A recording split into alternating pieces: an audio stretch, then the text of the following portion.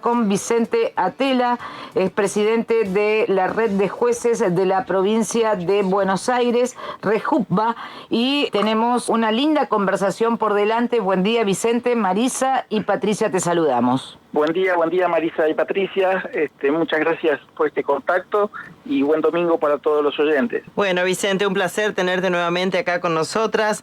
Principalmente, yo digo que es un espacio educativo y aprovechar tener un juez tan importante acá en contacto telefónico y contarle a la gente qué es específicamente tu función, ¿no? Como juez civil y comercial, que tenemos entendido que tiene la función de resolver conflictos y disputas relacionadas con derechos, obligaciones civiles y comerciales entre personas físicas o jurídicas, pero precisamente cuáles son las principales responsabilidades que tenés como juez.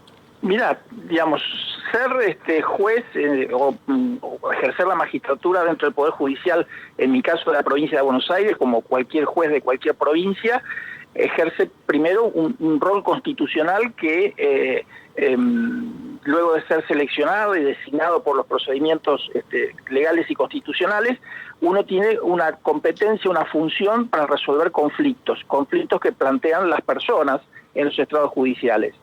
Y esos tipos de asuntos a resolver tienen que ver con los fueros, es decir, con las materias que cada juez tiene. El juez penal resolverá conflictos penales que tienen que ver con delitos penales, el juez laboral conflictos vinculados en las relaciones laborales, y el juez civil y comercial, que es mi caso, cuestiones de materia civil comercial, pero a su vez últimamente se ha amplificado la competencia, ya que lo típicamente civil y comercial se ha extendido a materias que tienen que ver con consumidor, y a su vez en el caso particular de la provincia de Buenos Aires, las violencias interpersonales que no son competencia del fuero de familia, como serían las violencias intrafamiliar o hacia adentro de la familia, o las violencias de carácter laboral. ¿Cómo serían las violencias que los tocan al fuero civil?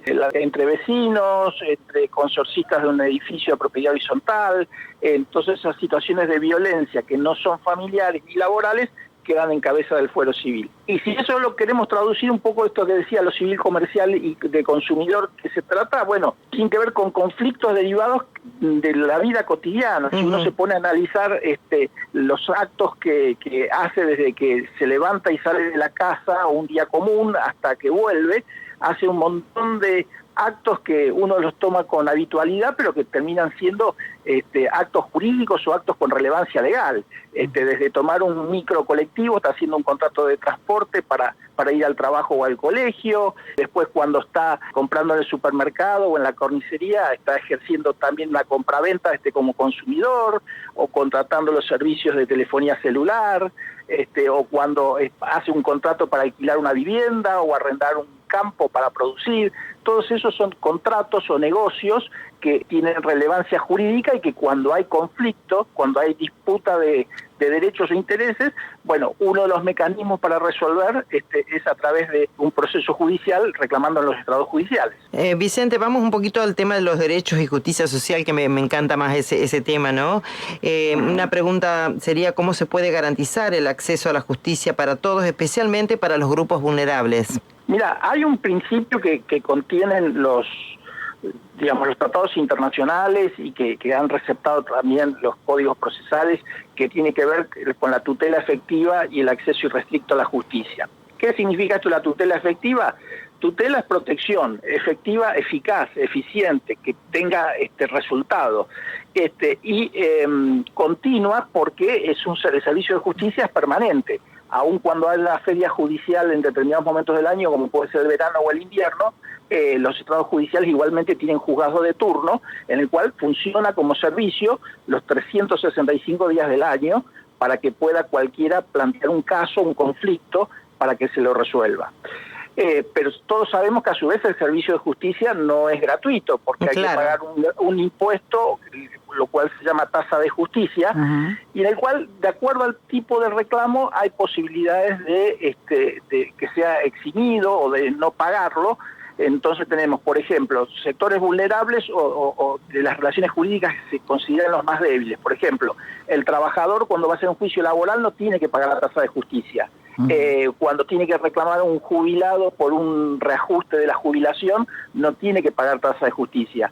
una acción de amparo, o una acción constitucional de amparo, porque es un procedimiento rápido y urgente frente a violación grosera de derechos, tampoco paga tasa de justicia. En el caso civil y comercial, como es un fuero patrimonial, es decir, que se cuestionan derechos de contenido económico, la regla es el pago de la tasa de justicia. Pero cuando se trata de personas que no tienen capacidad económica para poder afrontarlo, está lo que se llama procesalmente el beneficio de litigar sin gastos o la carta de pobreza, lo cual, acreditando la imposibilidad económica de afrontarlo, el juez lo puede eximir de ese pago. Y bueno, entonces existe esa posibilidad de solicitar la exhibición de esos pagos y entonces no se paga la tasa de justicia. Pero asimismo, el sistema público establece también que tenga una asistencia jurídica gratuita a través de los defensores oficiales, en el cual son abogados, pero abogados con sueldos del Estado y que también asisten, asesoran y representan en juicios a personas que carecen de recursos económicos. Entonces, un poco así se da el sistema para aquellas personas que están en situación de vulnerabilidad e imposibilidad económica de poder asistir a los tribunales, para que sean asesorados a través de defensores oficiales, y en su caso representados si hay un caso o un juicio o un expediente judicial. Y a su vez, aun cuando puedan pagarse o tengan un abogado particular o privado, a través de él pedir el beneficio de litigar sin gastos o la carta de pobreza para que se los exima del pago inicial de estos gravámenes que se llama tasa de justicia. Entonces, de esta manera, todos tienen la posibilidad de plantear un caso, pueden tener la posibilidad de plantear un conflicto en los estrados judiciales y por lo menos reducir esa valla que es el impedimento económico. Doctor, lo voy a llevar por otro ámbito. Si bien usted no trabaja en lo que es derecho de familia, pero también no está ajeno a las situaciones que pasan con respecto a lo que es cómo abordar la discriminación, la desigualdad en la aplicación de la justicia, el tema de juzgar con perspectiva de género. Estuvimos hablando hace poco en un programa con la doctora acá en Santa Fe, Ayes, Maricruz Ayes, y hablaba, ¿no?, de la falta de los jueces de juzgar con perspectiva de género. Si vemos los medios de comunicación, también cuántos femicidios hay, cuántas denuncias, y sigue habiendo, ¿no?, falta de justicia firme. Por lo menos acá en Santa Fe lo estamos reclamando bastante.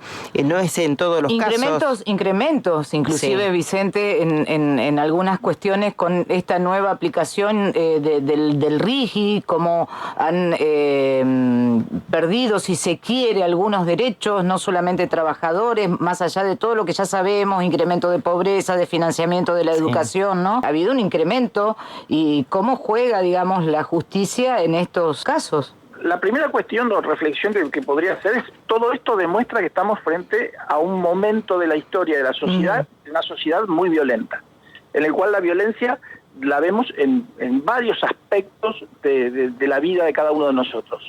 No solo la violencia familiar o dentro del grupo familiar, sino vemos que hay violencia laboral, que hay violencia institucional a través de instituciones o del Estado, hay violencia en la escuela, hay violencia en la salida de los boliches que van los adolescentes. Estamos frente a una sociedad muy violenta. Entonces, el sistema de justicia es uno de los ápices o de los aspectos para hacer el abordaje frente a estas situaciones. Pero me parece que también requiere de un compromiso social y de un compromiso a su vez de los gobernantes en poner el ojo en esta situación y hacer mucho lo que tiene que ser tarea preventiva y formativa para que no haya tantos casos, y cuando hay casos también ver cómo la justicia puede colaborar en solucionar esa situación de violencia. Dicho ello, el mayor caso de violencia que se están dando y los reclamos judiciales tiene que ver con la cuestión familiar o intrafamiliar, la violencia. Si bien yo no soy parte del fuero o del sistema de justicia del fuero de familia, los fueros o los juzgados especiales de familia, los jueces, aparte de aplicar el derecho, tienen una capacitación, tienen una formación más allá de lo jurídico, que tiene que ver en cómo manejar estas situaciones, en hacer un abordaje integral del conflicto, más allá de lo legal, de los artículos de la ley, en el cual, a su vez, estos organismos o juzgados de familias utilizan la interdisciplina a través de asistencias de psicólogos, de psicopedagogos, de otras disciplinas que colaboran para poder comprender el conflicto que se tiene en resolución y cómo acompañar a la víctima en la defensa de sus derechos y fundamentalmente cómo reconstruir esa situación de vulnerabilidad en la cual fue víctima y era sometida a través de esta situación y que en algún momento dijo basta y lo institucionalizó planteando el caso en el sistema de justicia.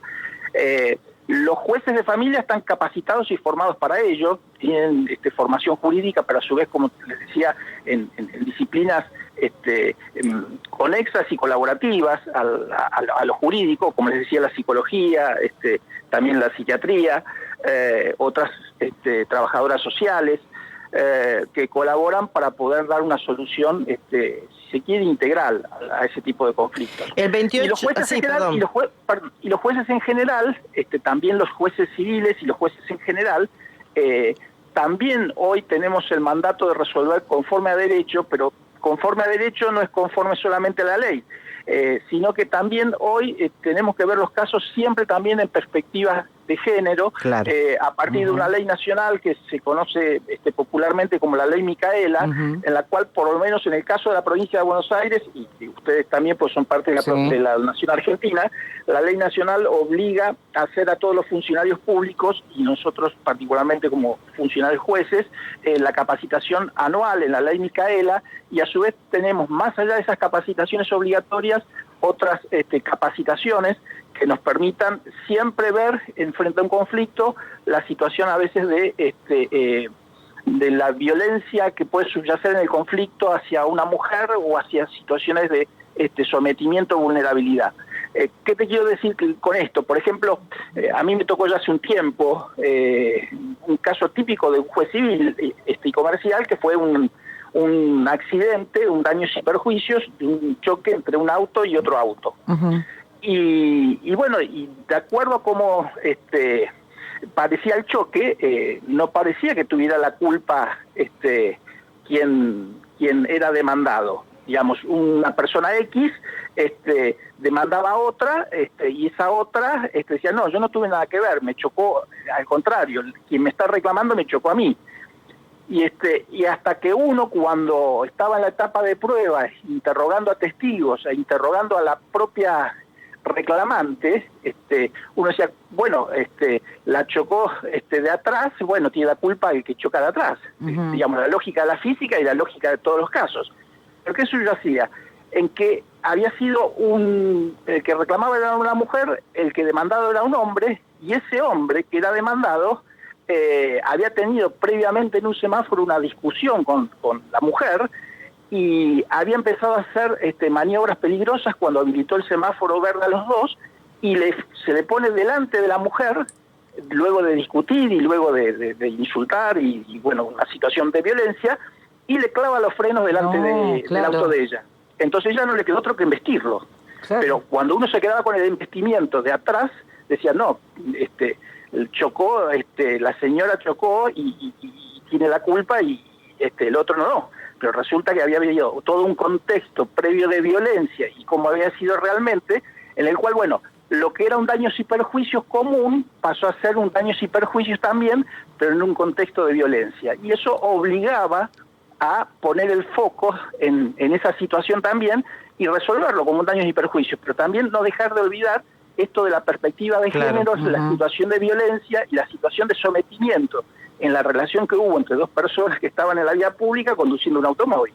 Doctor, el 28 y 29 de noviembre se va a realizar el segundo encuentro de Rejutba en Mar del Plata, la justicia civil y comercial ante los nuevos desafíos. Acá no solamente se van a hablar de estos temas, va a haber distintos jueces, distintos disertantes, pero también una forma de tratar estos temas que estamos hablando ahora, de orientar un lugar donde se van a capacitar y van a poder exponer distintas situaciones, formas de resolución de conflictos, y también, ¿por qué no?, una forma de contener a las distintas situaciones que también los jueces viven, como bien enumeró usted anteriormente, la violencia, que vivimos en una sociedad violenta.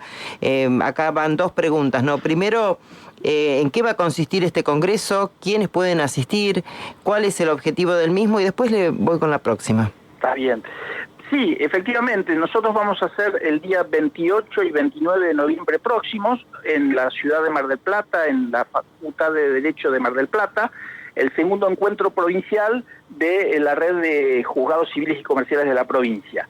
Este núcleo o foro de encuentro nos cobija aproximadamente unos 70 jueces y juezas civiles de la provincia de Buenos Aires, que representamos distintas regiones y localidades del interior de la provincia de Buenos Aires, una provincia con una geografía bastante extensa, y bueno, nos congregan este encuentro a debatir y capacitarnos. Lo que tratamos de hacer en estos encuentros es discutir, analizar y capacitarnos en problemáticas digamos, novedosas que se nos van planteando y que requieren de una solución conforme a la ley, pero también comprendiendo que es un conflicto social que es sometido a nuestra resolución, debemos ser justos. Aparte de legales, debemos ser justos. Entonces, las problemáticas que vamos a abordar, o las temáticas, mejor dicho, que vamos a abordar en este encuentro, tienen que ver con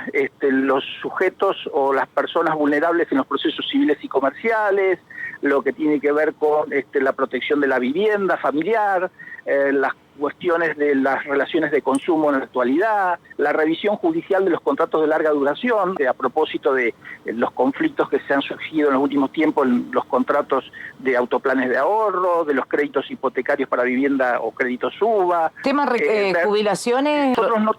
Nosotros no tratamos cuestiones de jubilaciones en cuanto a la jubilación como haber. Ajá. Sí tratamos la situación de jubilados, pero desde conflictos civiles. Por ejemplo, un desalojo en el cual hay que desalojar a personas jubiladas y en situación de vulnerabilidad, no solo por su condición de jubilados y su edad avanzada, sino en su contexto socioeconómico.